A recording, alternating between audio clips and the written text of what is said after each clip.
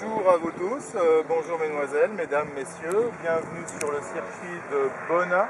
On est ici pour faire un petit travail de rappel en fait, c'est un petit rappel sur les techniques de freinage, sur les capacités de freinage de votre moto, en sachant que la loi nous impose d'avoir deux systèmes de freinage distincts qui sont le frein avant et le frein arrière. On va pas chercher à vous réapprendre à freiner bien évidemment, mais uniquement à vous donner quelques éléments qui vont vous permettre peut-être dans les jours ou dans les semaines qui viennent de changer peut-être un petit peu votre technique de freinage ou votre positionnement sur la moto.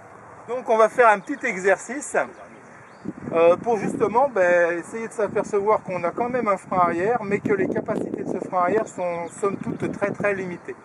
Mais que comme on n'est pas à l'abri que le frein avant lâche pour une raison ou pour une autre, un levier qui casse, une fuite, une plaquette qui s'envole, des choses comme ça, je n'ai plus que le frein arrière, et si je circule à une certaine vitesse, mon frein arrière ne va peut-être pas me permettre de m'arrêter dans les conditions de sécurité que j'ai l'habitude.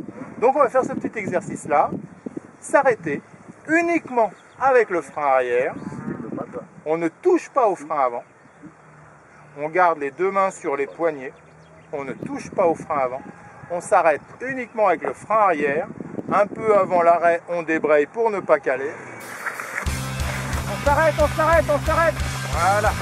On dose le frein arrière, si ça bloque, on diminue, mais il faut quand même, le but c'est de s'arrêter. Allez, on s'arrête. C'est pas facile, hein? Il est important au motard de savoir que s'il ne disposait que de son frein arrière, il lui faudrait quand même une distance assez conséquente pour s'arrêter. Et à 50 km/h, c'est l'allure de l'exercice, c'est l'allure maxi que l'on a le droit d'avoir en agglomération. Et que si en agglomération on n'avait que le frein arrière, pour s'arrêter, c'est pas si court que ça en fait. C'est pas premièrement aussi évident que ça, deuxièmement ce n'est pas aussi court qu'on pourrait le penser, et troisièmement ça peut même en surprendre quelques-uns par rapport au blocage de la roue arrière qu'on a un petit peu de mal à gérer quand on ne peut se servir que du frein arrière. Alors, on se souvient quand même, ce n'est qu'un simple exercice. Bien, nous allons maintenant donc procéder au même exercice, mais cette fois-ci, on va se servir du frein avant et d'un petit peu de frein arrière. Et c'est là que ça va être un petit peu compliqué peut-être, qu'il va falloir essayer de séquencer. Vous arrivez toujours à 50 km/h, vous êtes en troisième ou en quatrième, peu importe.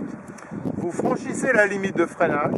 Dès que vous allez l'avoir franchie, vous allez donner un léger frein arrière, suivi immédiatement du frein avant, et ensuite c'est votre frein avant qui va vous arrêter.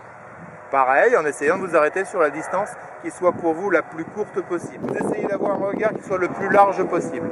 Vous exploitez votre champ visuel de façon à faire partie de l'environnement et à prendre conscience du ralentissement de votre moto sur le terrain, tout en maîtrisant en permanence votre environnement. C'est pas parce que je freine que je ne pense qu'à freiner, je dois rester vigilant.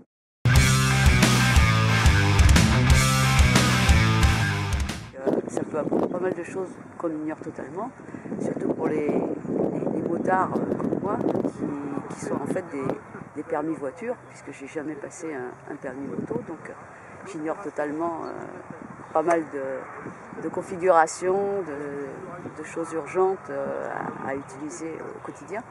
On va tester le freinage à deux doigts, pour ceux qui ont envie. Je vous explique pourquoi. J'utilise ma main droite le plus à l'extérieur possible. J'ai donc un plus grand champ de braquage qui me permet de mieux contrôler ma moto si par hasard il y a des rebats.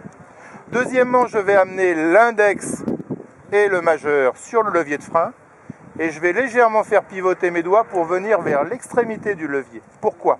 En utilisant le levier à son extrémité, j'ai beaucoup plus de force. Ce qui veut dire que sans avoir à forcer énormément, je vais pouvoir mieux doser et contrôler mon freinage.